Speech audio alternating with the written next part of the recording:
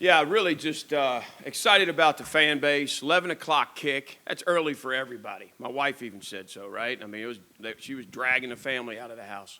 But I thought the place, there's a lot of energy from the 11 o'clock kick. The students were great. I thought the core was phenomenal for 4 quarters. No better way on Military Appreciation Day. Those guys were rocking and rolling to the end, so it was good to see. A lot of young guys got rolled into some action today, which was good. We had 10 different guys catch passes. Bryce Duke, true freshman, rolled a bunch of guys defensively in that second half, trying to build some depth there. So I'll take some questions. Yeah. You said you wanted to see general improvement earlier this week. Did you get to see the improvement that you wanted? I did. I thought, obviously there's going to be things that we have to emphasize this week, but I thought we were able to move the ball and stay on schedule better. And that was certainly a point of contention. We converted better on third down. We had some long extended drives. We just weren't as good in the red zone as maybe you'd want to be. We kicked the ball well, but I'd like to score touchdowns down there. Defensively, I know you said you're not all about the shutout. It's still sort of paying you to give up the long one deep. I'd be lying if I said it didn't. We rolled some guys through, and, to me, I look at it, it's, we talked in the locker room, the standard's the standard. And when you go in that game, you're representing everybody. You got to preserve a shutout when you have a chance to do that. But it's a learning opportunity. It was a scramble situation, and our guys are taught to plaster to their people in their zones, plaster to their man, and we didn't do that. So that'll be a good learning opportunity. And Jaden Blue kind of looked like himself or what we, I guess, all expected. He had that big catch on 3rd and 19. How big was that, and how nice was it to kind of have him full go? Yeah, let me tell you, I'm so happy for him, first of all. There's nobody that deserves it more after what he's been through. But he made some great catches out there today and really helped us, keep drives alive. And so I hope that's the kickstart to get him going, where he can be an impact player. Caleb, with the injury, we lose him at halftime. And, so it was good that Jaden and Gosnell and Christian Moss, those guys really picked up the slack, and it was good to see that. What did you feel about the way Grant played and kind of surveyed the field today? It seemed like one of his better games. Yeah, I think that's a closer example of who Grant is. If he gets just a little bit of time, he can really read that thing and make good throws and be accurate. So I think that's a good building block for him. Yeah, I was going to ask about the receivers too, but instead I'll ask Garbett and King, I guess, just did they have any setbacks, or you didn't want to risk it today? Or? Yeah, they just weren't, if we felt like they could have gone and it was the right thing, they would have. But just didn't get well enough. We went all the way to today with Keyshawn, and he just couldn't get to full speed. And I can sit there and say, yeah, he's pretty good at 90%, but, I don't want to do that to him. Most kids want to play when they're feeling great, and he didn't feel great. Taiwan, that was earlier. Him and Josh Fuga, neither one of those guys dressed. We made that decision yesterday.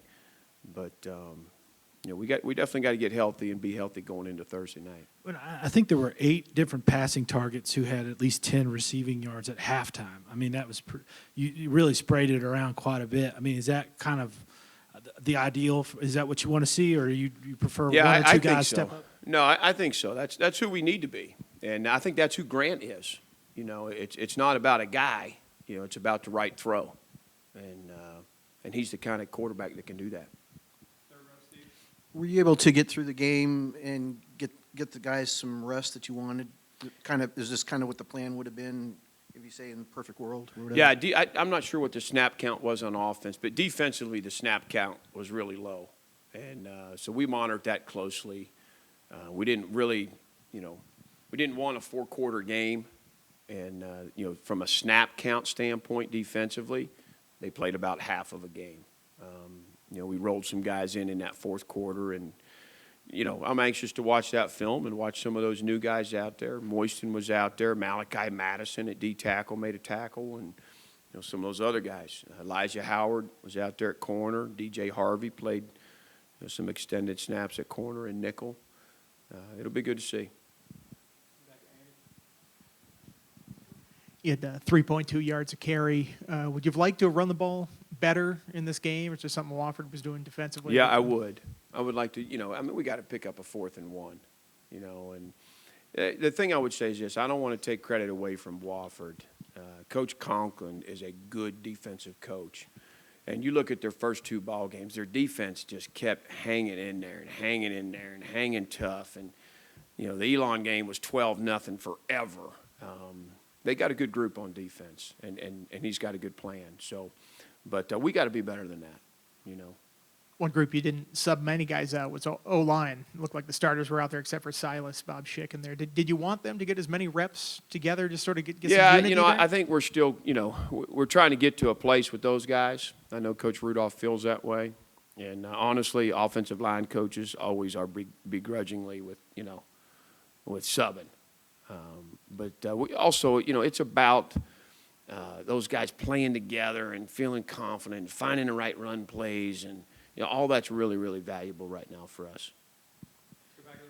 Coach, did you find that defensive rush that you were talking about earlier in the week with those yard dogs, as Norrell Pollock called them? Yeah, I think the guys are doing a nice job. We missed a big sack early. Kid did a nice job getting out of it. But we're getting on the edges, and we are, I think the quarterback's feeling us. I think when people put the tape on, they're going to say, okay, we're not going to be able to sit back here and hold the ball. And we got to keep it that way. We ran a bunch of pressures again today, mixed it up. But we're headed in the right direction. C.J. McCray, Cole Nelson, those guys are certainly, with Taiwan's absence, they stepped up. Stay in the back of the room with David, and then we'll come back to Aaron. Hey, Brent, not much time to celebrate. Does game week kind of start now with, the game coming up on Thursday? Yeah, absolutely. When I get out of here, it's take a shower and grade the film and do all the quality control from this game and put it to bed. Our players are doing their recovery and regen. So we're on. We're already in game week. So tomorrow will be a busy day. Our analysts, they always have the opportunity to look ahead, and they were working on West Virginia this past week. Ross 5 for 5 on his field goals so far. Knock on wood for him. But that first one is 46 yards, I think. I mean, it's not a chip shot. How important was it just to get on the board at that point? The crowd doesn't have to get restless so that it's still 0-0. Yeah, my ego, I wanted to just, go for it, but it's good. We need to be able to take drives. If we get stalled, hey, let's feel good about kicking it and making it, and right now Ross, and he's doing a great job. One of the second one, I believe it was, the snap was a little high, and Peter did a great job getting it down, and so I'm pleased with that group right now. And I tell you what, we're kicking the ball out of the end zone even better than we did last week. A ton of touchbacks today. Did Caleb re-aggravate something in the first half? Yeah, we're not sure what it is. He seems to be okay. They did x-rays, everything checked out, but they're going to do a little further dive on him. But talking to him there near the end of the game, he seemed pretty good. And Silas, did he just get rolled up on that play? Could he have come back in? He's fine. He could have. And we mentioned Blue earlier. Christian Moss was another guy you mentioned on Tech Talk Live who's kind of trending, I think is what you said. Yeah. A couple nice catches by him today. What have you seen from him just throughout the camp and into the start of the season? He's got really good abilities. He's long. He's kind of slinky. He catches the ball well. It's a matter of just growing up, and mastering your craft and really diving into this thing. And he's taken a big step. That was the situation with him. But, like we talked about, just during the week, I mean, Jaden and Christian and Gosnell continuing to make plays. That builds confidence for Grant, too, that, you can throw the ball and feel like guys are going to catch it. Bryce Duke had that wheel route for a touchdown. How exciting is that to see a freshman, his explosiveness, and you got him a lot of reps today. What are you seeing from him in practice? Yeah, with with Keyshawn and Malachi not playing, it creates an opportunity, where you got to get another guy or two ready.